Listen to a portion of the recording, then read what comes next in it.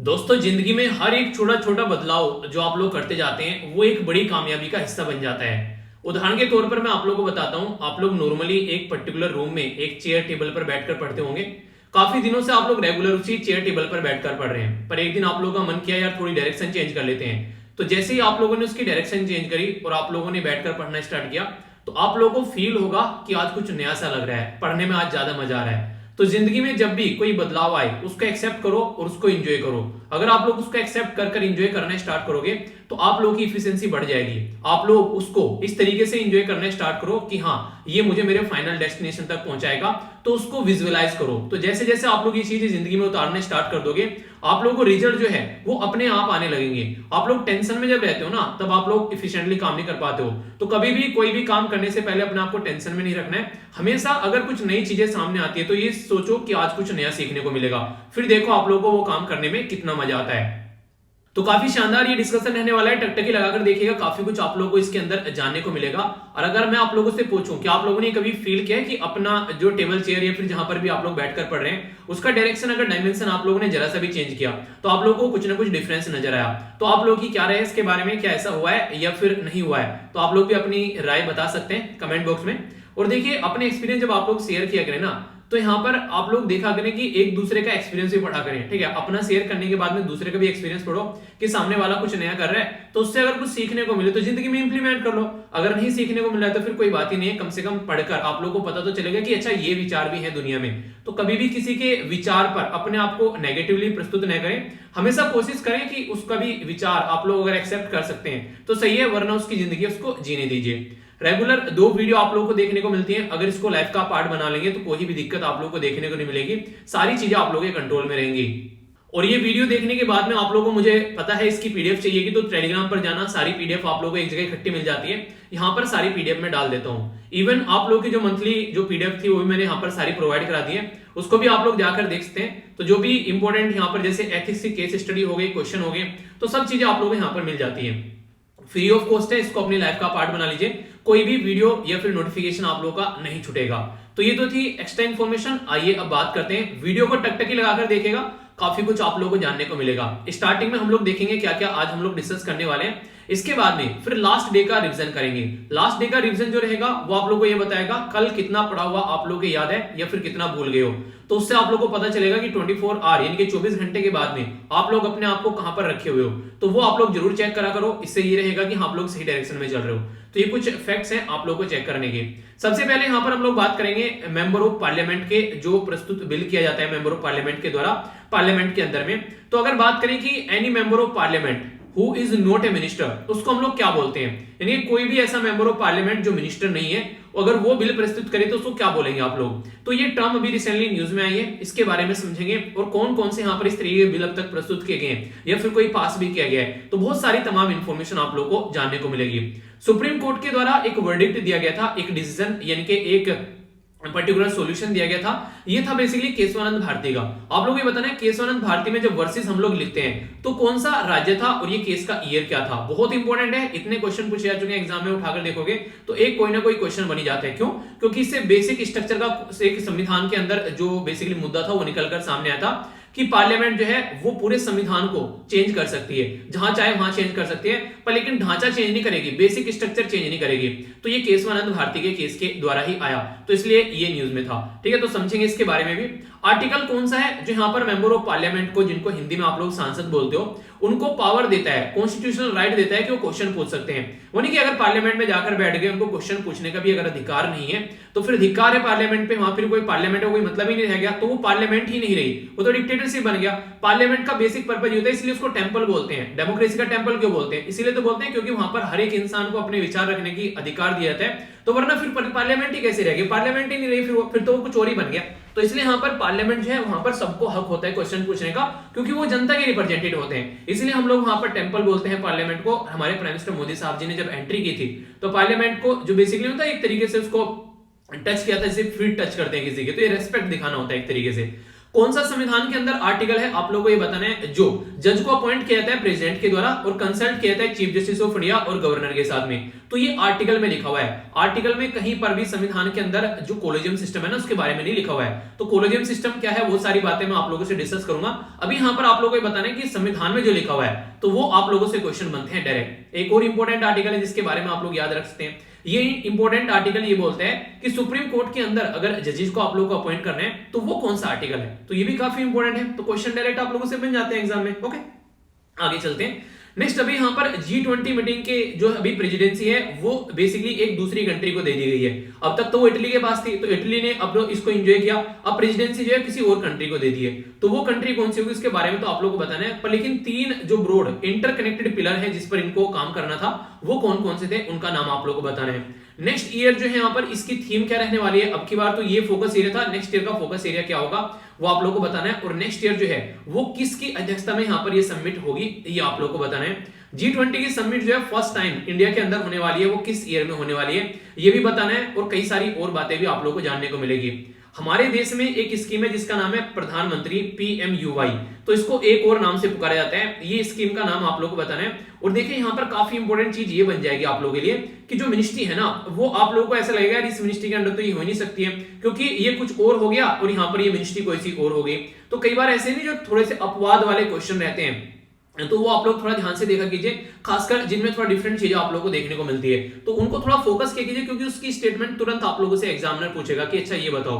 तो अगर आप लोगों को नहीं पता होगा तो गई भैंस पानी में, एक क्वेश्चन आप लोगों का गायब हो गया।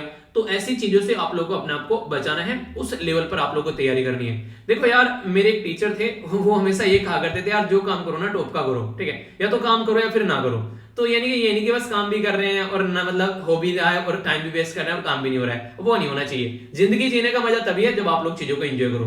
फिर वीडियो के एंड में मैं आप लोगों को लास्ट डे का क्विज है उसका भी रिवीजन कराऊंगा, इससे ये पता चलेगा कैसा आप लोगों का डिस्कशन रहा कल, ठीक है, उसको कितना आप लोगों ने याद किया। वो नहीं कभी कभी भूला कभी याद किया, तो भूला नहीं है, याद करना होना चाहिए। ओके, सबसे पहले आप लोगों के सामने जो नेक्स्ट हमारा पोर्शन अभी रहेगा वो रहेगा इंपॉर्टेंट डे के बारे में। तो इंपॉर्टेंट डे क्या है यहाँ पर, तो ये है सबसे पहले आप लोगों के लिए सलाम है हमारी आर्म फोर्स को, उसके बारे में बात की जा रही है। देखिए हमारे देश में जो आर्म फोर्स है ना वो अपनी जान की आहुति देकर भी हमको सलामत रखने की कोशिश करती है। तो फिर हमारी रेस्पॉन्सिबिलिटी बनती है कि अगर कोई भी ऐसी दिक्कत होती है तो फिर हम लोग उनको सपोर्ट करें। तो आर्म फोर्स फ्लैग डे के रूप में यहाँ पर सेलिब्रेट किया जाता है, या फिर फ्लैग डे ऑफ इंडिया भी इसको हम लोग बोलते हैं। और 7 दिसंबर को ये सेलिब्रेट करते हैं। होता क्या है, इसके अंदर फंड इकट्ठा किया जाता है, पैसा इकट्ठा किया जाता है। उस फंड को हम लोग क्या करते हैं, बेसिकली एक कॉमन जो फंड होता है कॉमन लोगों के लिए, तो उसको लेकर चलते हैं। खासकर अगर कोई हमारा जवान जो है वो हमारी जो एक तरीके से देश भूमि के लिए शहीद हुआ है, ठीक है, उसके ऑनर में या फिर कोई दिक्कत हो गई है तो एक तरीके से सपोर्ट प्रोवाइड कराने के लिए परिवार को, तो एक थैंक्स गिविंग आप लोग ये सपोर्ट बोल सकते हैं, ठीक है। तो एक तरीके से बोला जा रहा है कि thanks those who protect the honour of our nation, ठीक है, जिन्होंने हमारे देश का जो स्वाभिमान है एक तरीके से उसको प्रोटेक्ट किया है, तो उसको एक तरीके से सम्मान देने के लिए ये फंड इकट्ठा किया जाता है यहाँ पर। तो अगर आप लोगों को लगे कि हाँ आप लोग जिंदगी में अच्छा खासा कमा रहे हैं और आप लोगों को लगता है कि 1-2% कभी कभी आप लोग अपनी सैलरी का यहाँ पर देना चाहते हैं, तो इसमें जरूर आप लोग दिया करो। ये हमारी फोर्सेस के लिए जाएगा डायरेक्ट फंड। तो ये कुछ ऐसी चीजें हैं जो आप लोग अपने आप और दूसरों को भी बता सकते हैं कि हाँ यार ऐसी ऐसी चीजें हैं जिनको आप लोग सपोर्ट कर सकते हैं। तो I support arm force flag day pledge, तो यहाँ पर ये 7 दिसंबर है, इसको सेलिब्रेट किया जाता है। बाकी यहाँ पर जो ये आप लोगों को पता है इंडियन नेवी, इंडियन एयरफोर्स और जो इंडियन आर्मी होती है, तो यहां पर जब इनको तीनों को आप लोग मिला देते हैं तो हम लोग आर्म फोर्स बोलते हैं, ठीक है। तो ये कंफ्यूजन आप लोगों को नहीं होना चाहिए। तो आर्म फोर्स जो फ्लैग है यहाँ पर 3 कलर के देखने को मिलेंगे, रेड, नेवी ब्लू और इसी के साथ में लाइट ब्लू। तो ये अलग अलग आप लोगों को पता है हमारी कंट्री में आर्मी और नेवी और एयरफोर्स के, ठीक है। तो कोई कंफ्यूजन नहीं होना चाहिए। जो आर्मी का है वो रेड देखने को मिलेगा, नेवी का जो है आप लोगों को देखने को मिलेगा ब्लू, और इसी के साथ में जो लाइट ब्लू है वो आप लोगों को एयरफोर्स का है। तो ये फ्लैग है, ये आप लोगों को पता ही होगा। कभी भी अगर कहीं पर झंडे दिखे तो आप लोगों को पता होना चाहिए कि हमारा जो तिरंगा है उसके अलावा ये जो फ्लैग है ये आप लोगों को सैल्यूट करना है, एक तरीके से ऐसा बोल सकते हैं, ठीक है। तो बेसिक इन्फॉर्मेशन थी। अच्छा, कितनों को पता था यहाँ पर इसके बारे में। इस तरीके से कई सारे नए बच्चे होते हैं। देखिए आप लोग ना, अगर कोई नया बच्चा है और वो कोई पूछ रहा है कि सर इसके बारे में बता दो, तो कभी मजाक नहीं उड़ाया करते यार, ठीक है। यार देखो हम क्या माँ के पेट से सीख के आए, वो भी हमारे जैसी हैं, कल को सीख जाएंगे, आराम से बढ़ेंगे आगे। तो वो नहीं पढ़ेगा इंडिया तभी तो बढ़ेगा इंडिया, वरना कैसे चलेगा इंडिया। तो अगर आप लोग ही ऐसे नहीं करने दोगे काम तो कैसे बढ़ेगा इंडिया। तो इसलिए हमेशा एक दूसरे को सपोर्ट कीजिए और जहां पर भी मौका मिले एक दूसरे की हेल्प कीजिए, क्योंकि हेल्प करने से कभी कोई घुसता नहीं है। सुना है ना, एक candle lose nothing by lightning the another candle. एक मोमबत्ती से दूसरी मोमबत्ती अगर आप लोग जलाएंगे तो पहले वाली मोमबत्ती जिसने दूसरी मोमबत्ती को जलाया वो कभी घटती नहीं है, ठीक है। तो इसलिए रखिए, तो शिक्षा एक ऐसा ज्ञान है जो हमेशा बांटने से बढ़ता है। एक और इंपॉर्टेंट डे है यहाँ पर, इसको बोलते हैं इंटरनेशनल सिविल एविएशन डे। तो 7 दिसंबर को ये डे सेलिब्रेट किया जाता है। तो सिविल एविएशन यानी कि जो जहाज की यात्रा आप लोग करते हैं, तो उससे रिलेटेड कुछ रूल और रेगुलेशन है, उसके बारे में अवेयरनेस फैलाई जाती है, और क्या इसका सोसाइटी यानी कि समाज के ऊपर इंपैक्ट है और क्या ये रोल प्ले करते हैं, तो उसके बारे में भी यहाँ पर बात करते हैं। तो ये भी काफी इंपॉर्टेंट डे है, खासकर अभी बहुत ज्यादा न्यूज में रहा। न्यूज में क्या रहा, अभी बर्बादी भी रही इसकी काफी ज्यादा। जब आप लोगों ने देखा ना कि इंटरनेशनल लेवल पर यहाँ पर जो फ्लाइट थी उनको रद्द कर दिया गया, तो उसकी वजह से काफी सारी दिक्कतें भी यहाँ पर देखने को मिली। तो ये जो डे है ये इसलिए कई बार आप लोगों से पूछ भी लिया जाता है। तो यहाँ पर एक इंपॉर्टेंट ऑर्गेनाइजेशन है जो काफी बड़ा रोल प्ले करती है, इसको बोलते हैं ICAO। मतलब क्या है, इंटरनेशनल सिविल एविएशन ऑर्गेनाइजेशन। तो इंटरनेशनल सिविल एविएशन ऑर्गेनाइजेशन ये है जो कि 1947 यानी कि 1947 में ये क्रिएट की गई थी, और इसका हेडक्वार्टर आप लोगों को कहां पर देखने को मिलेगा। तो ये भी आप लोगों से कई बार छोटे छोटे क्वेश्चन पूछ ले जाते हैं। तो मॉन्ट्रियल कनाडा के अंदर आप लोगों को देखने को मिलेगा। तो यहाँ पर इंटरनेशनल सिविल एविएशन कहां पर, कनाडा भी याद रखना कम से कम। और इस तरीके से रख लेना कि हमारे देश के जो काफी सारे लोग हैं, खासकर पंजाबी जो है हमारे भाई बहन, वो कनाडा को बड़ा पसंद करते हैं, ठीक है। तो हवाई जहाज पकड़ा तुरंत कनाडा पहुंच गए, तो ऐसे आप लोग देख लेना, ओके। तो ये है, इसके बारे में हल्का सा आइडिया रख सकते हैं। इसके पापा ऑर्गेनाइजेशन कौन सी है, पेरेंट ऑर्गेनाइजेशन कौन सी है इसकी, तो वही यूनाइटेड नेशन। अभी थीम क्या है, बात की जा रही है advancing innovation for global aviation development, यानी कि क्या एडवांस कर सकते हैं, क्या इनोवेट कर सकते हैं, ताकि ग्लोबल लेवल पर हम लोग एविएशन के फील्ड में डेवलपमेंट कर सकें। तो ये फोकस एरिया भी देखने को मिलेगा। और इंपॉर्टेंट क्या है यहाँ पर, अभी अगर बात करें, मैंने अभी बताया कब इसको बनाया गया, तो आप लोगों ने देखा इसको 1947 में बनाया गया, ठीक है। तो 1947 में हमारा देश आजाद भी हुआ था, तो इसलिए हम लोग क्या कर रहे हैं, 2022 में अपनी आजादी की सालगिरह सेलिब्रेट कर रहे हैं, 75वीं। इसी तरीके से 1947 में इसको भी बनाया गया था। तो इसके लिए भी यहाँ पर बोला जा रहा है कि इंटरनेशनल जो सिविल एविएशन जो डे है, उसके लिए यहाँ पर जो थीम है यही रहने वाली है 2019 से लेकर 2023 तक, और इसकी 75वीं एनिवर्सरी भी सेलिब्रेट की जाने वाली है। तो यानी कि ये जो थीम है, ये थीम आप लोगों को आगे और 2 साल देखने को मिलेगी। तो ये तो और मजे की बात होगी, आगे 2 साल आप लोगों को नई थीम नहीं पढ़ने की जरूरत है। तो ये तो और नहीं होगा, कहते हैं कि एक आम के आम और गुठलियों के दाम वाली बात हो गई। तो इसको आप लोग और अच्छे से याद रखिएगा कि एक क्वेश्चन आप लोग का 2 साल के लिए तैयार हो गया, ठीक है। तो उन्हें कहते हैं कि एक चीज खरीदो फिर 2-3 साल चलेगी, तो वही चीजें हैं। तो इंटरनेशनल सिविल एविएशन के बारे में कुछ बातें हैं जो कि आप लोग यहाँ पर समझ सकते हैं। कोई भी कंफ्यूजन इसको लेकर माइंड में नहीं होना चाहिए। अच्छा, क्या आप लोगों ने कभी यहाँ पर कंट्रीब्यूशन दिया है, जो कोई जॉब वगैरह कर रहा है इसके अंदर में? अगर आप लोगों ने नहीं दिया, अगर कोई जॉब कर रहा है, अगर वो कर सकता है, तो देखो यार, मैं आप लोगों को हमेशा बोलता हूँ, एटलीस्ट अपनी कमाई का 5% हमेशा कहीं ना कहीं डोनेट करने की कोशिश करो, जिससे सोसाइटी में आप लोग इंप्रूवमेंट कर सके, ठीक है। तो ये काफी एक ऐसी चीज है जिससे कि आप लोग जिंदगी में हमेशा सुकून भी फील करेंगे। और हाँ, एक और छोटी सी बात, यहाँ पर ये जो डे है स्टार्टिंग से सेलिब्रेट नहीं किया जा रहा है, 7 दिसंबर को डे सेलिब्रेट कर रहे हैं। 1994 से हम लोगों ने ये सेलिब्रेट करना स्टार्ट किया था, तो तब से लेकर हम लोग इसको सेलिब्रेट करते हुए आ रहे हैं, ठीक है। तो 19 से लेकर 23 तक का ये थीम आप लोगों को देखने को मिलेगी। जो नेक्स्ट क्वेश्चन आप लोगों के सामने, जो नेक्स्ट जो आर्टिकल आप लोगों के सामने है, ये बहुत ज्यादा इंपॉर्टेंट है, डिटेल में डिस्कस करेंगे। पेपर 2 सेक्ट पॉलिटी के अंदर आप लोगों को ये नजर आएगा, और वैसे भी प्रीलिम्स के पॉइंट ऑफ से भी इंपॉर्टेंट क्वेश्चन बन जाएगा। इवन जो नॉन यूपीएससी एग्जाम की तैयारी कर रहे हैं, जैसे जो आप लोग ना दूसरे किसी भी एग्जाम की तैयारी कर रहे हैं यूपीएससी के अलावा, उनमें भी बहुत ज्यादा फायदा ये पहुंचाएगा। बात क्या की जा रही है, बात की जा रही है हमारी कंट्री के प्रीएम्बल के बारे में। प्रीएम्बल को क्या बोलते हैं, हिंदी में आप लोग बोलते हैं प्रस्तावना। तो पहले आप लोग एक बार प्रीएम्बल को देख लीजिए ताकि आप लोग समझ सके। तो यहाँ पर जब प्रीएम्बल है, यहाँ पर लिखा हुआ है the constitution of India preamble, तो प्रस्तावना लिखी हुई है। स्टार्टिंग की लाइन क्या है यहाँ पर, we the people of India. तो ये जो लाइन है ये काफी इंपॉर्टेंट है, और ये कई बार पूछ ली जाती है कि किस संविधान से ये ली गई है। चलिए आप लोग बताइए किस कंट्री से ये लाइन हम लोगों ने ली है। ये इसमें अभी यूपीएससी के द्वारा क्वेश्चन भी पूछ लिया गया यहाँ पर, सोवरन, सोशलिस्ट, सेक्युलर, डेमोक्रेटिक और रिपब्लिक। तो ये शब्द जो है क्या स्टार्टिंग से ही है यहाँ, तो इसके बारे में आप लोगों से बात करूंगा। जस्टिस कितने तरीके के आप लोगों को यहाँ पर देखने को मिलेंगे, तो यहाँ पर सोशल, इकोनॉमिक और पॉलिटिकल जस्टिस आप लोगों को देखने को मिलेंगे। लिबर्टी कैसे कैसे, यहाँ पर थॉट की लिबर्टी है, एक्सप्रेशन की लिबर्टी है, बिलीफ की है, फेथ की है और वर्शिप की है। इक्वलिटी भी आप लोगों को काफी अच्छे से देखने को मिलेगी कि यहाँ पर हर एक इंसान जो है हमारे संविधान के इस हिसाब से इक्वल है, और इसी के साथ में यहाँ पर फर्टर्निटी यानी कि भाईचारा भी देखने को मिलेगा।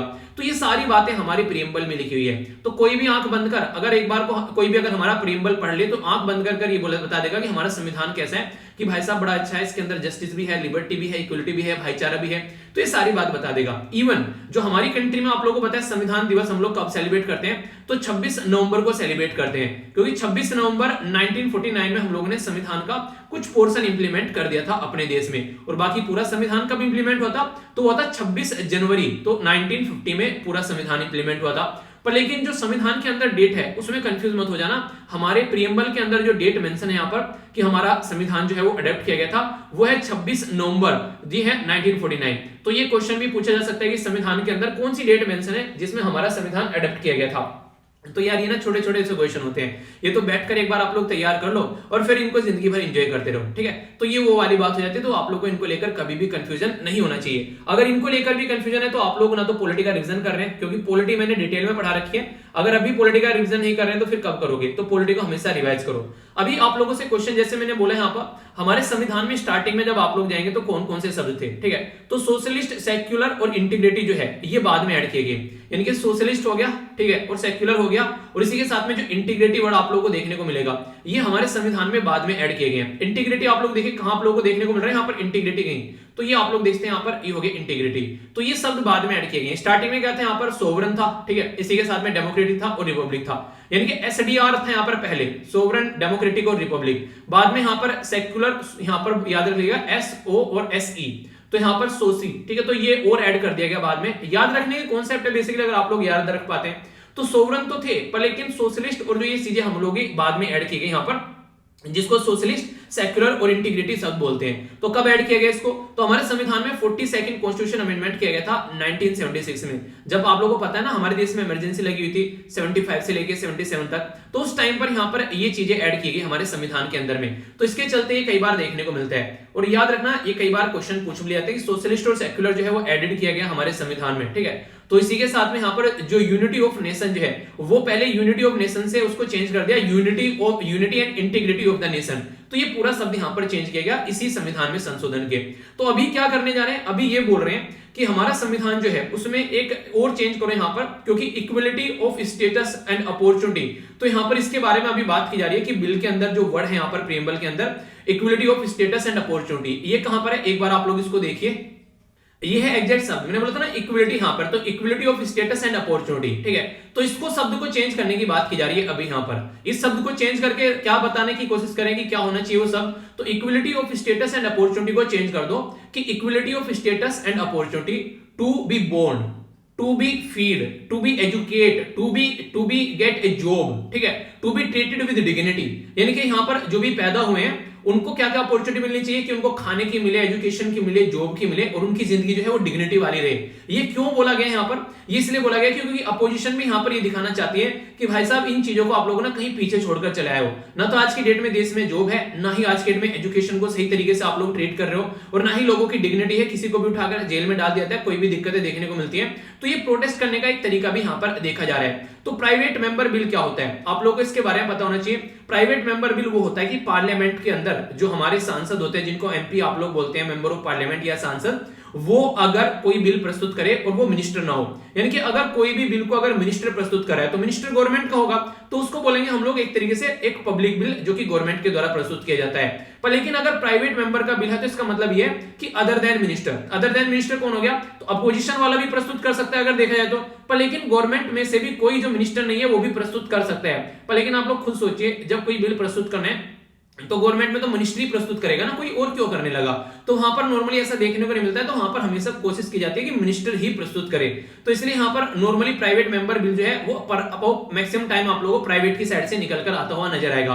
तो ये अभी फिलहाल कि हमारी कंट्री में प्राइवेट मेंबर बिल जो है वो पास हो जाते हैं या नहीं होते हैं उसके बारे में हम लोग जानेंगे।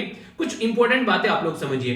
प्राइवेट मेंबर जो बिल है यहाँ पर, ये बेसिकली गवर्नमेंट की अटेंशन है देने के लिए कि गवर्नमेंट को भाई साहब देखो ये भी मुद्दे हैं, इनके ऊपर भी आप लोग काम कर सकते हैं, तो इनको भी आप लोगों को देखना चाहिए, आप लोग इनको भूल गए हैं। तो इस तरीके से तो अपोजिशन पार्टी जो है वो जो पब्लिक के इंटरेस्ट में जो भी काम होता है उसको सपोर्ट करने की कोशिश करती है इस पर्टिकुलर बिल की हेल्प से।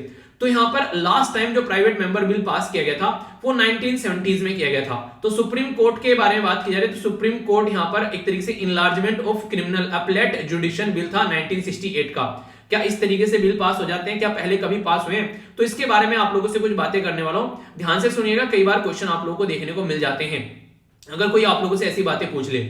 अब तक का टोटल 14 ऐसे हैं जो प्राइवेट मेंबर बिल हैं पास किए गए हैं, पर लेकिन सारे जो बिल हैं ये आप लोगों को पुराने देखने को मिलेंगे, कोई भी अभी नया नहीं है। जो 14 के 14 बिल हैं वो मैंने यहां पर डाल दिए हैं। पहला था यहां पर द मुस्लिम वक्फ बिल था 1952 का, ठीक है, ये आप लोगों को देखने को मिलेगा कब, ये यहां पर डेट है, इसको एसेंट दिया गया प्रेसिडेंट के द्वारा 1954 में। दूसरा था यहां पर इंडियन रजिस्ट्रेशन अमेंडमेंट बिल 1955 का।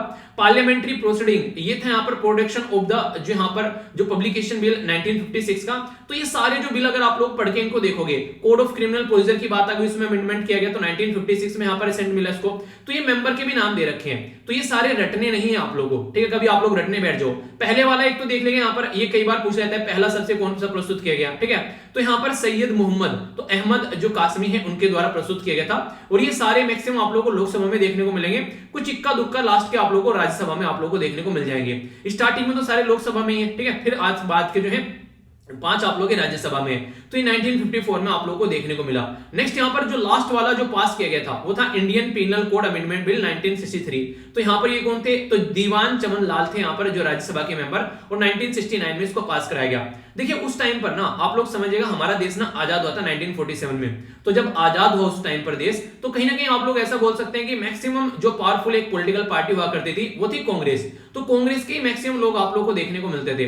तो उस टाइम पर यहां पर ज्यादा कुछ ऐसा मुद्दा था नहीं कि बहुत सारी अपोजिशन पार्टी खड़ी हो गई, आकर बहुत कुछ देखने को मिलने लगा है। तो खासकर अगर बात की जाए स्टार्टिंग के तो 10-15 साल तो ऐसा ही रहा बिल्कुल, जब तक यहाँ पर जवाहरलाल नेहरू जी है, बाद में हालांकि थोड़ी चेंज हो गई। तो इंपॉर्टेंट मुद्दा क्या है, इंपॉर्टेंट मुद्दा यहाँ पर ये उस टाइम पर कोई बिल प्रस्तुत करता है चल जाता है, पर लेकिन आज की डेट में अगर ऐसा कुछ हो जाता है तो आज की डेट में नहीं चीजें चल पाएंगी। आज की डेट में तो ये हो गया कि सीधा सीधा गवर्नमेंट ने पास नहीं किया, प्राइवेट वाले ने पास कर दिया कि गवर्नमेंट मेजोरिटी में नहीं है, ठीक है, तो वो वाला मुद्दा आप लोगों को देखने को मिल जाएंगे।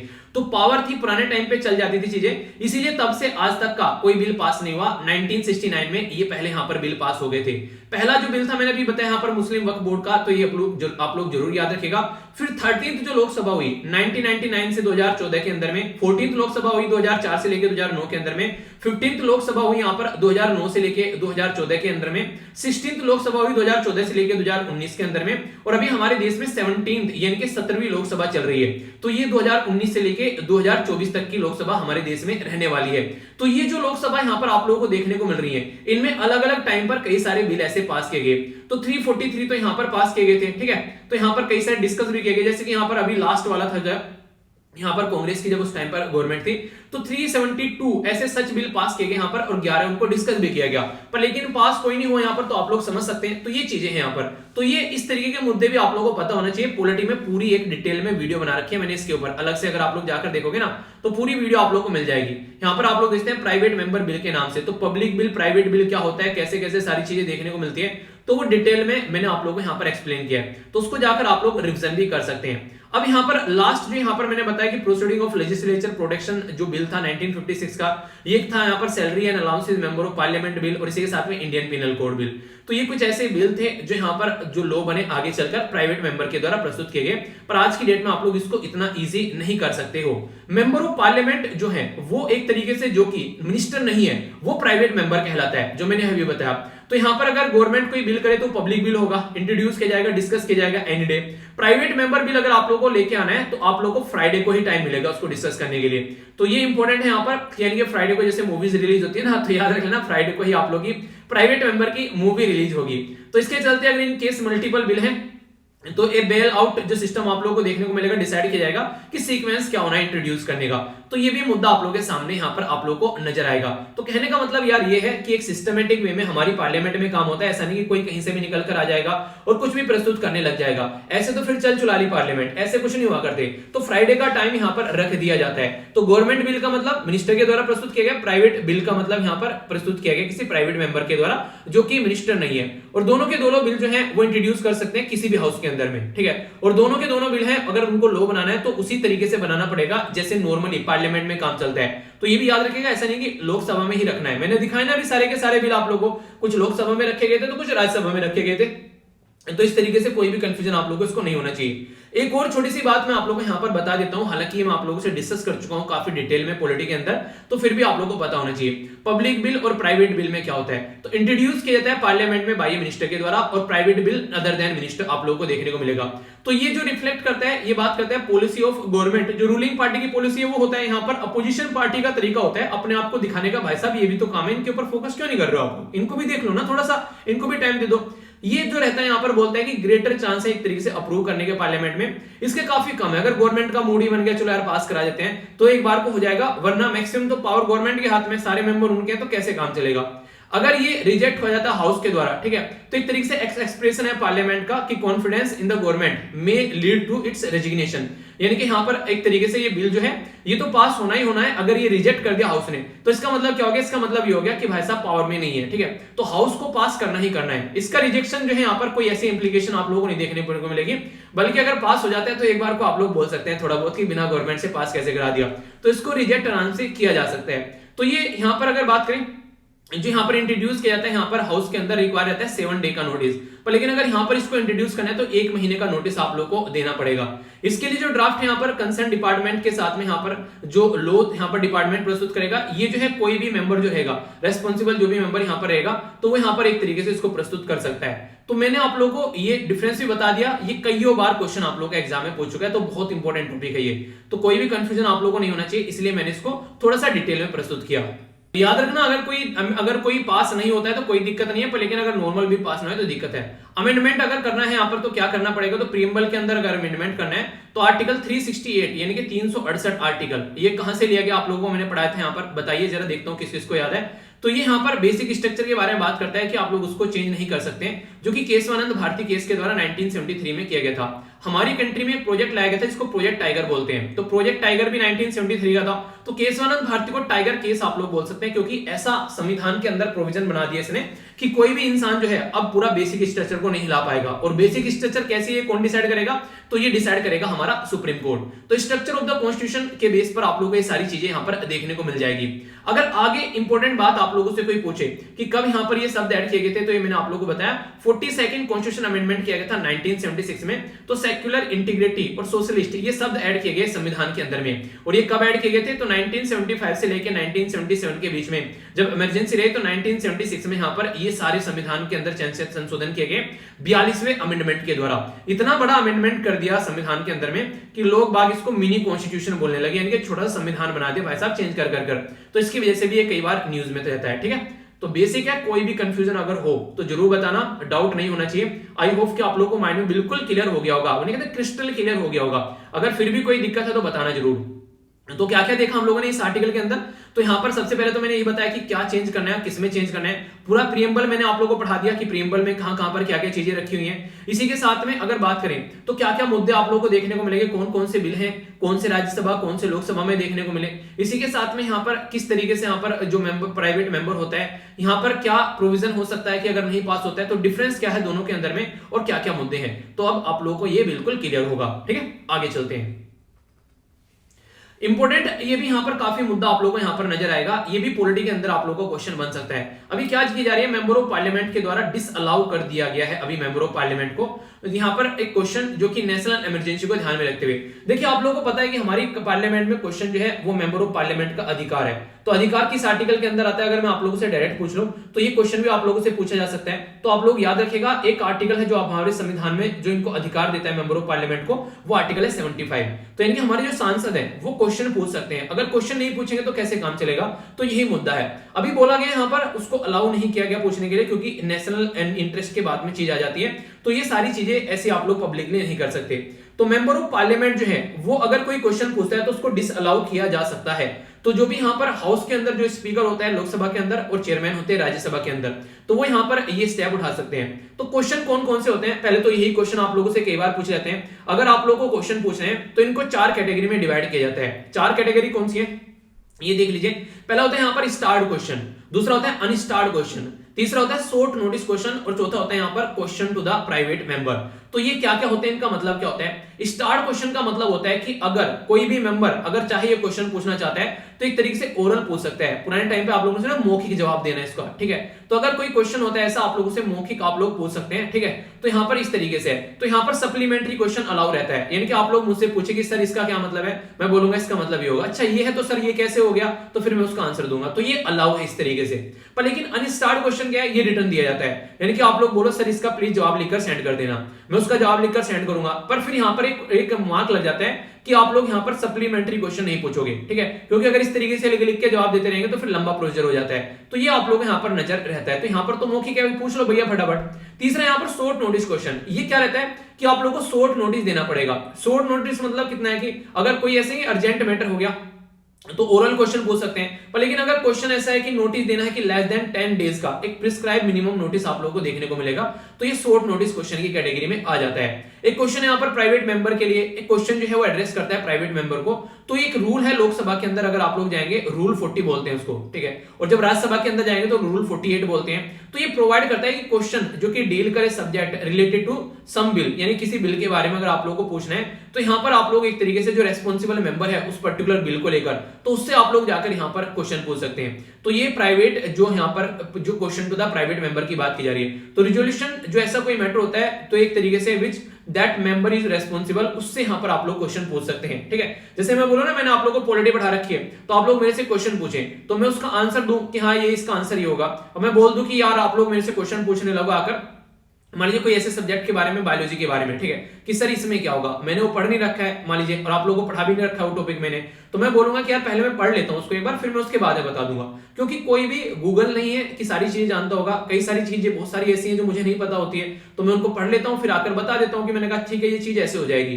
तो कोई माँ के पेट से सीख के नहीं आता है, सबने ही पर ही चीजें सीखी है। तो इसलिए कभी भी चीजों को लेकर घबराना नहीं है कि यार ये इंसान इतना कैसे जानता है, हम नहीं जानते हैं। सीखना स्टार्ट तो करो, आप भी जान जाओगे, बड़े ही प्यार से जानोगे। हमारी जो पार्लियामेंट काम करती है कुछ ऐसा प्रोसीजर आप लोगों को देखने को मिलेगा। उसका टाइम स्टार्ट होता है 11 बजे से और चलता है 5 बजे तक राज्यसभा का, और 6 बजे तक चलता है लोकसभा का। यानी कि लोकसभा जो रहती है वो हमेशा 1 घंटा ज्यादा काम करती है। पार्लियामेंट के मैटर में बात करें तो यहाँ पर क्वेश्चन आ रहता है स्टार्टिंग में, क्योंकि जैसे मैं आप लोगों को बोलता हूं कि आप लोगों को अगर एनसीईआरटी पढ़नी है तो एनसीईआरटी पढ़नी है तो पहले सबसे पहले आप लोग एनसीईआरटी की जो पूरे चैप्टर के पीछे जाओ और जो क्वेश्चन रहते हैं पहले उन क्वेश्चन को एक बार रीड करो। उससे क्या होगा, आप लोगों को पता रहेगा कि चैप्टर के अंदर क्या है, आप लोगों का माइंड तैयार हो चुका होगा उस चैप्टर को पढ़ने के लिए। तो क्वेश्चन यहाँ पर कुछ ऐसा ही माहौल बनाते हैं, ठीक है। 0 आर फिर आप लोगों को देखने को मिलता है, कई बार पूछ आते हैं। तो यहाँ पर क्वेश्चन आर और लंच के बीच में रहता है 0 आर, यानी कि 12 से लेके 1 तक का।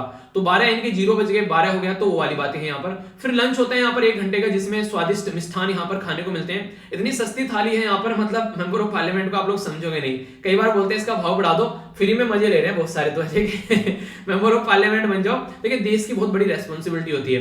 पर लेकिन कई बार ऐसा लगता है जिस तरीके से काम चलते हैं कि लगता है कि रेस्पॉन्सिबिलिटी है नहीं, क्योंकि कई सारे ऐसे मुद्दे रहते हैं कि उसको सुनने के लिए कोई तैयारी नहीं रहता है। तो ये चीजें हैं, तो ये पुरानी गवर्नमेंट में भी देखने को मिलेगी और प्रेजेंट गवर्नमेंट में भी देखने को मिलेगी। तो लोगों की सुनना बंद कर देते हैं, ये दिक्कतें आप लोगों को नजर आती है, ठीक है। रेस्पॉन्सिबिलिटी बन जाती है एक, वो भी है गवर्नमेंट बिजनेस, जो भी लेजिस्लेटिव बिजनेस होते हैं, लॉ पास करना है, वो सारा यहाँ रहेगा। और यहाँ पर राज्यसभा के अंदर यहाँ पर आप लोगों को देखने को मिलेगा। पॉलिटी के अंदर ये भी चैप्टर मैंने पूरा कवर कर रखा है। अगर देखोगे क्वेश्चन आर क्या होता है, 0 आर क्या होता है, ये resolution in the youth parliament क्या है, ठीक है, ये हाफ एंड आर जो डिस्कशन क्या है, मोशन क्या होती है, पॉइंट ऑफ ऑर्डर क्या है। तो पॉलिटी का पूरा चैप्टर है। तो चैप्टर नंबर ये आप लोगों को देखने को मिलेगा, हालांकि मैंने लेक्चर नंबर डाल रखे हैं वहां पर, तो जाकर इसको सर्च कर लेना। सारी जो प्लेलिस्ट है वो वीडियो के नीचे मिल जाती है। पार्लियामेंट वाले सेक्शन में मैंने बहुत डिटेल में आप लोगों को सारी चीजें पढ़ाई है, तो इनको आप लोग छोड़ना मत। ये सारी चीजें ऐसी हैं जो आप लोगों की तैयार होनी चाहिए, ठीक है। तो मैंने बता दिया यहाँ पर, तो चेयरमैन जो रहता है राज्यसभा के अंदर और लोकसभा के अंदर स्पीकर रहते हैं, वो डिसाइड करते हैं कि अलाउ करना है या फिर अलाउ नहीं करना है। अगर किसी भी मेंबर के लिए कोई इस तरीके का प्रोविजन आप लोगों को देखने को मिलेगा तो इंपॉर्टेंट है। यहाँ पर आर्टिकल 75 मैंने बताया अभी, यहाँ पर पावर देता है मेंबर ऑफ पार्लियामेंट को कि भाई साहब आप लोग क्वेश्चन पूछ सकते हैं, ठीक है। तो यहाँ पर एक जो क्वेश्चन आ रहता है पार्लियामेंट के अंदर, तो यहाँ पर अपने खड़ा होकर आप लोग इस तरीके से क्वेश्चन पूछ सकते हैं। एवरी क्वेश्चन जो रहते हैं यहाँ पर क्वेश्चन आर के अंदर, तो आप लोगों को देखने को मिलेगा डायरेक्ट जो काइंड ऑफ डेमोक्रेसी ऑपरेशन आप लोग बोल सकते हैं कि डायरेक्ट क्वेश्चन पूछे जाते हैं। जो लोगों के क्वेश्चन रहते हैं उनके रिप्रेजेंटेटिव क्वेश्चन पूछते हैं, ठीक है। तो इस तरीके से तो यहाँ पर जो कंसर्न ऑफिशियल होते हैं वो एक तरीके से यहाँ पर गुड रीजन देना होता है कि क्वेश्चन जो क्यों पूछा जा रहा है, अगर उनको डिसअलाउ करना है तो क्यों डिसअलाउ करना है। ऐसा नहीं कि मतलब एक तरीके से आप लोगों ने कोई क्वेश्चन पूछा और वो अच्छा क्वेश्चन था और बोल दे कि नहीं इसको नहीं पूछा जाएगा, तो उनको भी रीजन देना पड़ेगा। तो स्टार्टिंग में बोला ना कि अगर कोई नेशनल इंटरेस्ट में, मैंने आप लोगों को बोला ना यहाँ पर कि क्यों नहीं किया, क्योंकि because of of national interest को लेकर वो क्वेश्चन से नहीं था, तो इसलिए रोक दिया। तो ऐसे क्वेश्चन आप लोग रोके जा सकते हैं, लेकिन रीजन देना पड़ेगा, ठीक है।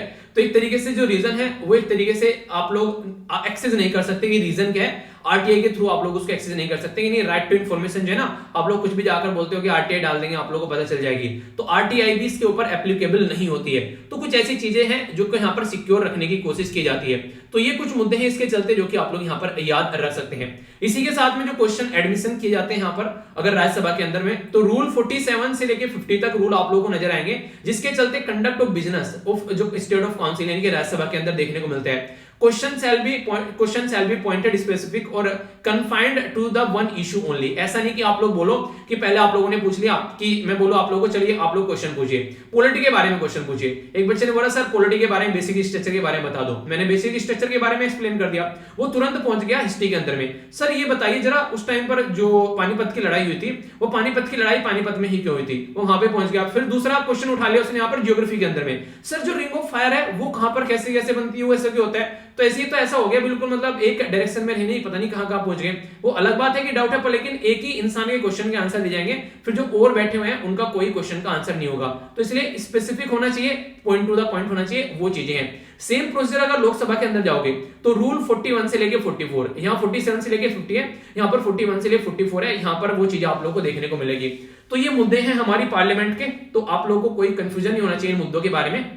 आप लोग एक तरीके से ये सारे मुद्दे कई बार क्वेश्चन की फॉर्म में होते हैं। तो ये 2 लेक्चर जो मैंने आप लोगों को बोले हैं ये आप लोग जाकर जरूर रिवाइज कर लीजिएगा, ठीक है।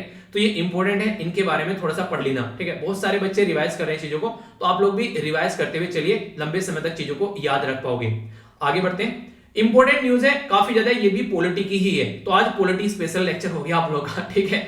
तो ये है बेसिकली हाई कोर्ट और सुप्रीम कोर्ट के जो जज हैं उनको लेकर अभी यहाँ पर हमारे देश में बात करिए उनकी सैलरी बढ़ाने के लिए। तो बिल प्रस्तुत किया जा रहा है कि सैलरी बढ़ानी है। तो कोर्ट, हाई कोर्ट और सुप्रीम कोर्ट के जो जजेज हैं, सैलरी एंड जो condition of service amendment bill 21 introduce किया गया लोकसभा के अंदर में। तो इससे क्या होगा, क्या क्या फायदा मिलने वाला है, तो ये है कि अब सैलरी अच्छी खासी बढ़ेगी तो उससे अच्छा खासा फायदा देखने को मिलेगा, जो भी उनके खर्चे हैं अपनी जो पेंशन वगैरह है उसमें भी बढ़ोतरी आप लोगों को नजर आएगी। तो बिल जो है यहाँ पर ये अमेंड कर रहा है हाई कोर्ट जो जजेज हैं उनकी सैलरी और कंडीशन 1954 को, और सुप्रीम कोर्ट की जो सैलरी और कंडीशन है ये है 1958, यानी कि 1954 का है हाई कोर्ट और 1958 का है ये सुप्रीम कोर्ट। इनके अंदर चेंज किया जाएगा, तो इससे सैलरी और कंडीशन में जब चेंज होगा तो उसमें और ज्यादा क्लैरिटी आप लोगों को निकल कर आएगी कि हाँ ये चीजें हैं। तो सुप्रीम कोर्ट और हाई कोर्ट के अंदर जो हमारे जज हैं, जो सबसे बड़ा एक तरीके से कोर्ट माना जाता है सुप्रीम कोर्ट और उसके नीचे हाई कोर्ट, तो उनके बहुत सारे जज ऐसे हैं जो कि रिटायर भी हो चुके हैं, तो उनकी पेंशन के बारे में बात की जाएगी, या फिर फैमिली की जो पेंशन चलती है फिर आगे चलकर एक पर्टिकुलर एज जो अटेन कर लेते हैं, तो वो सारे मुद्दे यहाँ पर हैं। कैसे पर्सन की पेंशन रिटायर के बाद में उसको कितना लेकर चल रहे हैं, तो सर्टेन एज तक इंप्लीमेंट किया जाता है। तो फिर यहाँ पर जो डे है मंथ का किस तरीके से कंप्लीट कर रहा है, एज स्पेसिफिक जो चीजें यहाँ पर, तो ये इतनी बातें आप लोगों से नहीं पूछेगा, पर हाँ ये पूछा जा सकता है कि अभी चेंज कर कौन सा नया सिस्टम चेंज लाया जा रहा है। तो हमारे संविधान के अंदर 2 आर्टिकल बड़े इंपॉर्टेंट है जब जजों के अपॉइंटमेंट के बारे में आप लोग बात करते हैं। कोई भी जज अगर सुप्रीम कोर्ट में अपॉइंट कर रहे हैं या फिर हाई कोर्ट में अपॉइंट करना है, तो आप लोग अगर संविधान में जाकर देखोगे, संविधान की जो प्यारी सी ये किताब है, तो इसके अंदर मेंशन किया गया यहाँ पर कि आर्टिकल 217 जो है वो हाई कोर्ट के जजों को अपॉइंटमेंट करने की बात करता है। इसमें जो चीफ जस्टिस ऑफ इंडिया है हमारे देश के, वो गवर्नर जो स्टेट है यहाँ पर उसके साथ में कंसल्ट करेंगे और हाई कोर्ट के जज को अपॉइंट कर देंगे। बस उसकी एज जो है वो 62 साल से नीचे होनी चाहिए, तो ये आप लोगों को नजर आएगा। इसी के साथ में जो अपॉइंटमेंट से पहले यहाँ पर जो चीफ जस्टिस हैं, इसी के साथ में चीफ जस्टिस ऑफ जो हाई कोर्ट है उनके साथ में भी कंसल्ट किया जाता है, ठीक है। इसी के साथ में सेम प्रोसीजर आप लोगों को देखने को मिलेगा आर्टिकल 124, ये होता है सुप्रीम कोर्ट के लिए। तो चीफ जस्टिस ऑफ इंडिया जो है वो यहाँ पर एंड जो जज है यहाँ पर ये सुप्रीम कोर्ट के अपॉइंट किए जाते हैं प्रेसिडेंट के द्वारा। उनकी एज जो होनी चाहिए 65 साल से नीचे होनी चाहिए। पर लेकिन अभी फिलहाल हमारे देश में एक सिस्टम है जिसको बोलते हैं कोलेजियम सिस्टम। कोलेजियम सिस्टम जो है वो एक ऐसा सिस्टम है जो कि यहाँ पर 5 मेंबर की एक बॉडी बनाते हैं, जिसमें 4 तो सीनियर मोस्ट जज रहते हैं और एक रहते हैं चीफ जस्टिस ऑफ इंडिया। तो वो यहाँ पर पावर देते हैं बेसिकली कैसे चीजों को अपॉइंट करके चलना है।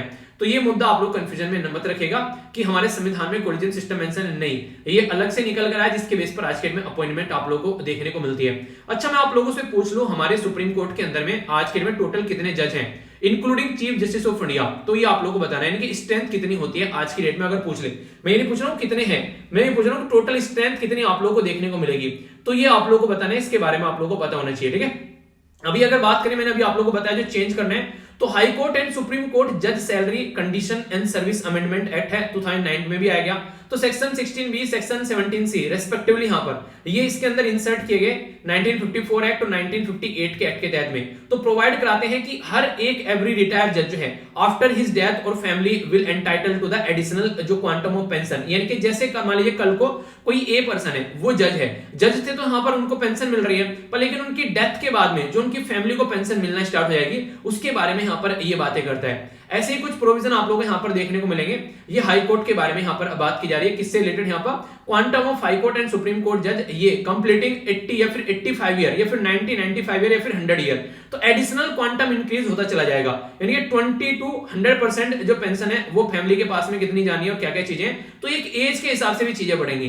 तो पता थोड़ा सा बता दिया है मैंने, हालांकि इतनी डिटेल में मुझे नहीं लगता है कि आप लोगों से कोई क्वेश्चन पूछेगा कि बताइए किस ईयर में कितनी थी उतने में कितनी बढ़ेगी, तो फिर भी याद रखिए ऐसा भी कुछ होता है कि यहाँ पर 20 से 100% तक आप लोग को ये इंक्रीज होती नजर आती है, ठीक है, पेंशन जो बढ़ती है, तो ये एक प्रोसीजर के थ्रू बढ़ती है। तो ये पूरा प्रोसीजर मैंने आप लोगों को बताया कि यहाँ पर इसके अंदर अभी अमेंडमेंट करने की बात कर रहे हैं। तो पूरा इंपॉर्टेंट टॉपिक था, कोई भी कंफ्यूजन अब आप लोगों के माइंड में नहीं होना चाहिए इसको लेकर। एक काफी इंपॉर्टेंट मुद्दा यहाँ पर चल रहा है अभी G20 की मीटिंग को लेकर। तो G20 की जो अभी मीटिंग है वो इटली के अंदर आप लोगों को देखने को मिली। तो यहाँ से चला था ये पूरा चक्र, अगर आप लोग देख पाएंगे यहाँ से, ये कट कैसे गया भैया एक मिनट रुकिए, इसकी कटौती हो गई बेचारे की, तो भाई साहब पूरा लिया था, अब ये कट कैसे गयो, इसको देखियो, ये यहाँ से आइए आप लोग, ठीक है, ये है गया यहाँ पर इटली, इटली की कैपिटल है रोम। तो यहाँ पे अब की बार G20 की मीटिंग हुई। फिर दूसरे नंबर पर कहां पर होने वाली है नेक्स्ट ईयर, तो नेक्स्ट ईयर आप लोगों को देखने को मिलेगी यहाँ पर किसके अंदर, ये है इंडोनेशिया के अंदर, और फिर यहां से कहां पर आएगी, फिर आएगी यहाँ पर इंडिया के अंदर। तो पूरा जो प्रोसीजर है वो कैसे चलने वाला है, पहले यहाँ पर इटली के अंदर आप लोगों को देखने को मिलेगी, तो इटली से यहाँ पर आएगी इंडोनेशिया के अंदर, और फिर इंडोनेशिया से आएगी इंडिया के अंदर में, ठीक है, या फिर ऐसे कर आप लोग इसको ऐसे भी लेकर आ सकते हैं, ठीक है। अरे वाह, ये दिल बन गया, देखो, ठीक है, दिल बना दिया आप लोगों के लिए। तो दिल के बीच में कौन है, तो वह अपना प्यारा कंट्री, ठीक है। तो यह अपना प्यारा हमारा जो कंट्री है वो आप लोगों को बीचों बीच में देखने को मिला था, हमारे दिल के अंदर हमारा देश है, ठीक है। तो ये जो है यहाँ पर अभी 2023 में हमारे यहाँ पर ये मीटिंग होने वाली है G20 की, और इंपॉर्टेंट बात ये कि वो पहली मीटिंग G20 की हमारे देश में देखने को मिलेगी। तो G20 क्या है, ये G20 एक ग्रुप है, ये अलग अलग नेशन का, ये माना जाता है कि G20 के अंदर ऑल ओवर दुनिया की टोटल मिलाकर 2/3 आप लोगों को वर्ल्ड की पॉपुलेशन देखने को मिलेगी, 85% जो यहाँ पर लगभग जीडीपी देखने को मिलेगी, 80% ग्लोबल इन्वेस्टमेंट यहाँ से निकल कर आता है, जो भी यहाँ पर जहां पर भी आप लोग बेसिकली पैसा खर्च करते हैं, इन्वेस्ट करते हैं, और जो ट्रेड होता है यहाँ पर 75% जो व्यापार होता है वो इन्हीं देश के बीच में आप लोगों को देखने को मिलेगा। उन्हीं का डायलॉग सुना होगा, अध्य में राम और अध्य में गाम, तो वो वाला फंडा यहाँ पर आप लोग इंप्लीमेंट कर सकते हैं। तो ये काफी इंटरेस्टिंग है, यहाँ पर इसके बारे में ये मोटी मोटी बातें कुछ याद रख सकते हैं। तो G20 कहने के लिए 20 है, वैसे यहाँ पर 19 देश है, और इसी के साथ में एक यूरोपियन यूनियन भी आप लोगों को नजर आता है, जिसके अंदर 27 देश आप लोगों को नजर आएंगे। G20 पहले यहाँ पर इसको G20 बोलिए तो सारे देश आ जाएंगे, और इसी के अंदर फिर G8 भी है और G7 भी है। G8 में कौन थे यहाँ पर, रसिया थे मिलाकर, यहाँ पर Canada, France, Germany, Italy, Japan, UK और यूनाइटेड किंगडम। पर लेकिन 2014 में क्या हुआ, क्रीमिया के मुद्दे पर यहाँ पर रसिया को लतियाकर इन्होंने बाहर निकाल दिया। और यहाँ पर क्यों, क्योंकि ये माना जाता है कि इन्होंने रसिया ने क्रीमिया हड़प लिया था, ठीक है। तो कैसे हड़प लिया भैया, ऐसे हड़प लिया कि रेफरेंडम कराया गया यहाँ पर, और ये क्रीमिया है ब्लैक सी के जस्ट ऊपर, और यहाँ पर ये सारा रीजन अब इनके कंट्रोल में आ गया। तो इसके चलते ये दिक्कतें देखने को मिली, तो इन्होंने इसको बाहर निकाल दिया। क्यों, क्योंकि यूक्रेन ने बोला कि मुझे बचा लो, रसिया मुझे बर्बाद कर देगा। तो टोटल मिलाकर 8 देश तो ये हो गए। अब बची कुछ कौन रहेगी, Argentina, Australia, Brazil, China, European union, ये देखिए, ठीक है, इंडिया, ये अपनी प्यारी कंट्री हो गई, Indonesia, Mexico, Saudi Arabia, south Africa, south Korea और तुर्की। तो ये यहाँ पर आप लोगों को नजर आएगा। मोटे मोटे तौर पर अगर समझना चाहते हैं किस किस कॉन्टिनेंट से कौन कौन सी कंट्री आती है, तो G20 country plus the European union, तो यहाँ पर आप लोगों को नजर आएगा। बाकी की गेस्ट कंट्रीज आप लोगों को देखने को मिलेगी। तो 3 कंट्री कहां से आती है, ये है यहाँ पर कनाडा, यूएसए और मैक्सिको। तो 3 कंट्री आती है नॉर्थ अमेरिका से, ठीक है। 2 कंट्री ब्राजील और अर्जेंटीना आती है साउथ अमेरिका से। तो 3 और 2 5, तो 5 कंट्री टोटल आप लोग कहां से आ गई, वो आ गई यहां से, यानी कि इस पूरे कॉन्टिनेंट से, ठीक है। इसी के साथ में जब आप लोग जाएंगे तो यहां पर आप लोगों को यूके और फ्रांस आप लोगों को देखने को मिलेगा, और इटली और जर्मनी, 4 कंट्री यहां से आ गई। क्यों, क्योंकि जो ब्लू वाली है वो गेस्ट कंट्री है। तो स्पेन होगी, ये यहां पर नॉर्वे होगी, नीदरलैंड, तो ये गेस्ट कंट्री है। तो 4 कंट्री आप लोग की यूरोप से आ गई, ठीक है। अगर आप लोग जाएंगे यहां पर तो आप लोगों को देखने को मिलेगा कौन कौन सी, यहां पर अगर देखते हैं तो यहां पर साउथ अफ्रीका हो गया, ठीक है। तो साउथ अफ्रीका हो गया, तो ये कहां से आ गया, ये अफ्रीका कॉन्टिनेंट से आप लोगों को नजर आएगा। एशिया, या फिर आप लोग बोल सकते हैं यहाँ पर और भी कंट्री ऐड कर सकते हैं। जैसे अगर रसिया को आप लोग बोले तो रसिया का कुछ पोर्शन आप लोग को यूरोप में देखने को मिलते हैं, तो रसिया एक यूरेशियन कंट्री है, यानी कि जो यूरोप और एशिया दोनों के अंदर आती है उसको यूरेशियन कंट्री बोलते हैं। ऐसे ही एक और कंट्री है जिसका नाम है तुर्की, वो भी यूरेशियन कंट्री है, उसका भी कुछ पोर्शन आप लोगों को देखने को मिलेगा, पर नॉर्मली इनका जमीनी पूरा एरिया एशिया के अंदर में आता है, तो इसलिए यहाँ पर इसको मान लेते हैं। तो यहाँ पर रसिया हो गया, तुर्की हो गया और इंडिया हो गया, 3 कंट्री हो गई, ठीक है। इसी के साथ में अगर इनको बात करें सऊदी अरेबिया और यहाँ पर ये साउथ अफ्रीका हो गया, 2 कंट्री आप लोगों को ये देखने को मिलेगी। ये पीपल्स रिपब्लिक, रिपब्लिक कैसे बोलते हैं देखो, बदतमीजी इनकी, पीपल्स रिपब्लिक ऑफ चाइना इसको चाइना बोलो, रिपब्लिक खाएगा भैया तो ये देखने को मिलेगा। बाकी इंडोनेशिया और अर्जेंटीना, और यहाँ पर हो गया जापान और कोरिया। तो इस तरीके से टोटल मिलाकर कंट्री गिन लेते हैं, 2 2 4, और इसी के साथ में यहाँ पर 4 और 3 7, 7 और 3 10 यहाँ पर होगी, ठीक है। 10 11 12 13 और 14, ठीक है। इसी के साथ में कौन कौन सी होगी, ये टोटल मिलाकर 5 कंट्री आप लोगों को देखने को मिल रही है, तो कितनी होगी 19 कंट्री होगी। अब बच गई क्या, एक कंट्री और बच गई, वो कंट्री नहीं है, वो है ग्रुप जिसको बोलते हैं यूरोपियन यूनियन, ठीक है। तो ये है इसमें जो कि आप लोगों को पता होना चाहिए। पूरा ग्रुप मैंने अच्छे से आप लोगों को समझा दिया और क्या क्या चीजें हैं। अभी ये न्यूज में किस लिए आ गया, एक शब्द देखने को मिलेगा जिसका नाम है यहाँ पर ट्रायोका। तो ट्रायोका क्या होता है, अगर आप लोगों से कोई पूछ ले यार ये कुछ ऐसा फंडा है कि एक तो वो कंट्री जिसके पास में प्रेसिडेंसी थी ऑलरेडी, यानी कि जो प्रेसिडेंट था, दूसरा वो कंट्री जो आगे प्रेसिडेंट बनने वाला है, और तीसरा वो कंट्री जो बेसिकली यानी कि एक तो जो गया, ठीक है, यानी कि इटली गया, दूसरा कौन बनने वाला है अभी यहाँ पर जो इंडोनेशिया बनने वाला है, और उसके बाद में कौन सा आने वाला है, तो इंडिया आने वाला है। तो ये तीनों ट्रायोका में आ गए, यानी कि जाने वाला, प्रेजेंट और आने वाला, तो तीनों को मिलाकर ट्रायोका बोल देते हैं यहाँ पर। तो अभी ट्रायोका में कौन है यहाँ पर I3, तो या फिर I³ भी आप लोग बोल सकते हैं। तो ये अच्छा लग गया ट्रायोका, ये अच्छा ट्रायोका बन गया, तो इसको ट्रायोका बोलते हैं नॉर्मली। तो इंडोनेशिया जो है, इटली जो है, ये और इंडिया मिलकर ट्रायोका बनाते हैं। अभी 1 दिसंबर 2022 में ये जो चेयरमैनशिप है ये पहली बार इंडिया के पास में आएगी, ठीक है, क्योंकि आगे जो मीटिंग होगी वो इंडिया के हिसाब से होगी। यहाँ पर अभी फिलहाल जो है इटली के पास में थी, तो इटली ने किसको दे दी, इटली ने दे दी यहाँ पर किसको, यहाँ पर हम लोगों ने दे दी यहाँ पर बेसिकली इंडोनेशिया को। अभी यहाँ पर ये भी था बेसिकली, हम लोग सोच रहे थे क्या क्यों ना हम लोग को 2022 में मिल जाएंगे, ठीक है, ताकि हमारे देश में आजादी की सालगिरह भी हम लोग सेलिब्रेट करेंगे। तो ऐसे भी कई बार इशू निकल रहे थे कि यहाँ पर रिप्लेस क्यों ना कर दे, यहाँ पर इंडोनेशिया को पहुंचा दे आगे पर लेकिन चलिए, अभी यहाँ पर जब ये मीटिंग हुई, इंडिया ने कई सारे मुद्दे उठाए, अफगानिस्तान के मुद्दे की बात उठाई, तालिबान के चलते क्या क्या इश्यूज देखने को मिल रहे हैं, तो कई सारी ऐसी बातें थी जो यहाँ पर डिस्कस की गई। तो ये कई सारे मुद्दे थे जिनके बारे में आप लोग आइडिया रख सकते हैं। तो ये G20 से रिलेटेड यहाँ पर बातें, कोई कंफ्यूजन आप लोग को देखने को नहीं मिलना चाहिए। G20 की जो मीटिंग है मैंने अभी आप लोगों को बता दी, हमारे देश के पास में पहुंच जाएगी, और यहाँ पर नेक्स्ट ईयर जो समिट आप लोगों को होगी, तो रिकवरी टुगेदर और रिकवर स्ट्रॉन्गर, तो इनके एक तरीके से कोविड-19 के बाद में रिकवरी की बात की जा रही है। तो एक साथ मिलकर हम लोग को रिकवरी करनी है और ज्यादा स्ट्रॉन्ग तरीके से हम लोग यहाँ पर रिकवरी करेंगे। तो ये बातें समझाने की कोशिश की गई है। तो ये मैंने आप लोगों को बता ही दिया कौन कौन मेंबर है इसके अंदर, तो कोई कंफ्यूजन आप लोगों को इसको लेकर नहीं होना चाहिए, कोई कंफ्यूजन हो तो बताना जरूर। और ये मैप आप लोग जरूर याद रखिएगा, अगर कोई कंफ्यूजन हो तो दूर हो जाना चाहिए। आगे बात करते हैं, हमारे देश में एक पर्टिकुलर स्कीम थी, ये काफी ज्यादा इसके बारे में हाहुल्ला भी देखने को मिला। देखिए नॉर्मली गवर्नमेंट अगर कोई टारगेट बनाती है तो टारगेट को टाइम पर अचीव नहीं कर पाती है, पर लेकिन यहाँ पर कई सारे ऐसी चीजें हैं जहां पर ये अचीव कर लेते हैं। इलेक्शन थे 2019 में, तो यहाँ पर टारगेट था कि इलेक्शन से जो यहाँ पर टारगेट था कि यहाँ पर जो प्रोवाइड कराने हैं लोगों को सिलेंडर, तो इलेक्शन थे 2019 में और टारगेट था 2020 का, तो इलेक्शन से पहले टारगेट अचीव कर लिया। तो इसलिए कई बार तो ये लगता है कि इलेक्शन चलते रहने चाहिए देश के अंदर में, पर लेकिन वो सारी चीजें सही भी नहीं है, कई सारे इश्यूज आप लोगों को और देखने को मिलेंगे। तो नोडल जो मिनिस्ट्री है यहाँ पर, उसके बारे में अगर बात करें तो ये इंपॉर्टेंट है। तो ये नोडल मिनिस्ट्री कौन सी है, ये आप लोगों को यहाँ पर देखने को मिलेगी, ministry of petroleum and natural gas, ये निकल कर आएगी। इसने क्या बोला, इसने बड़ी ही प्यारी सी बात बोली यार, देखो आज की डेट में ना अगर आप लोग कोई सिलेंडर खरीदते हो, तो सिलेंडर खरीदते हो तो उसका आप लोगों को पैसा पे करना पड़ेगा, पर लेकिन इन्होंने क्या किया, फ्री में सिलेंडर प्रोवाइड कराने स्टार्ट कर दिए, जिसके चलते यहाँ पर लगभग 1600 रुपए का फायदा हो गया गरीब परिवार के लिए। सोचिए जिनकी अर्निंग जो है वो 10,000 रुपए है, 2,000 रुपए है, 6,000 रुपए है, उनको अगर आप लोग यहाँ पर 1600 रुपए का फायदा उनको पहुंचा दे रहे हो तो उनके लिए बड़ी बात हो जाती है। तो ये किन के लिए है, यह एलपीजी परिवार के लिए, ठीक है, यानी कि सॉरी एलपीजी का सिलेंडर किन के लिए, बीपीएल के लिए, इनके बिलो पॉवर्टी लाइन लोगों के लिए। और स्कीम का नाम है क्या है, वो है यहाँ पर उज्ज्वला योजना, तो प्रधानमंत्री उज्ज्वला योजना। अब मैंने क्या बोला था, क्वेश्चन क्या बनेगा आप लोगों से, क्वेश्चन ये पूछ लेंगे कि कौन सी मिनिस्ट्री है, क्योंकि मिनिस्ट्री बड़ी डिफरेंस है। यहाँ पर पेट्रोलियम मिनिस्ट्री है भाई साहब, आप लोगों ने सोचा भी नहीं होगा, नॉर्मली ये सोचेंगे यार ये तो ना होम मिनिस्ट्री या फिर किसी दूसरी मिनिस्ट्री के अंडर देखने को मिलेगी, तो ये कंडीशन आप लोगों के सामने निकल कर आती है। तो उज्ज्वला योजना यहाँ पर काफी इंपॉर्टेंट है, जो कि आप लोगों को याद रखना है। यहाँ पर अगर बात करें यहां पर इसके बारे में तो याद रखिएगा ये काफी इंपॉर्टेंट मुद्दा भी बन जाता है। पहले ये स्कीम लॉन्च की गई थी 2016 में, ठीक है, तब यहां पर ये स्कीम अभी यहां पर लॉन्च किया गया इसका आगे का वर्जन, तो जिसके चलते यहां पर आप लोगों को सारी चीजें देखने को मिलती है और सेल्फ डिक्लेरेशन है, कोई आप लोगों को चेक नहीं करेगा आकर। इसलिए प्राइम मिनिस्टर मोदी साहब के द्वारा बोला गया था कि यार रिक्वेस्ट है जो अमीर लोग हैं वो इस स्कीम का फायदा उठाना छोड़ दो ताकि गरीबों को इसका फायदा देखने को मिल जाए। तो इसीलिए यहां पर जब पहला टारगेट कंप्लीट हो गया 50 मिलियन का, तो उसके चलते फिर आगे और टारगेट रखा गया और पहले ये बिलो पॉवर्टी लाइन के लिए था ओनली, फिर आगे इन्होंने क्या किया, SC ST प्रधानमंत्री आवास योजना वाले या फिर फॉरेस्ट में रहने वाले जो लोग हैं या फिर कोई गार्डनर है, कोई आइलैंड पर रहने वाले, बैकवर्ड एरिया में रहने वाले, तो बहुत सारे लोगों को ये प्रोवाइड कराने की बात की। तो फिक्स टारगेट यहां पर है कि अंडर उज्ज्वला योजना पाइप गैस यहां पर 21 लाख लोगों तक पहुंचानी है और 50 डिस्ट्रिक्ट को लगभग यहां पर कवर करने की बात की जा रही है। तो इसके चलते बहुत सारे लोगों को फायदा पहुंचने वाला है। तो ऑब्जेक्टिव क्या है यार, सीधा सीधा है कि एक तो महिला की हेल्थ अच्छी हो जाएगी, ठीक है, इसी के साथ में रिड्यूस हो जाएगा जो भी कुकिंग जो फ्यूल होता है उसकी वजह से जो देती है शरीर को नुकसान पहुंचाता था वो, और खासकर जो बच्चा भी पास में रहेगा अगर मां चूल्हे पर खाना बनाएगी तो उसको भी फायदा देखने को मिलता है। तो 8 करोड़ लोगों को यहाँ पर दलित ट्राइबल कम्युनिटी उन सबको काफी ज्यादा फायदा हुआ इससे।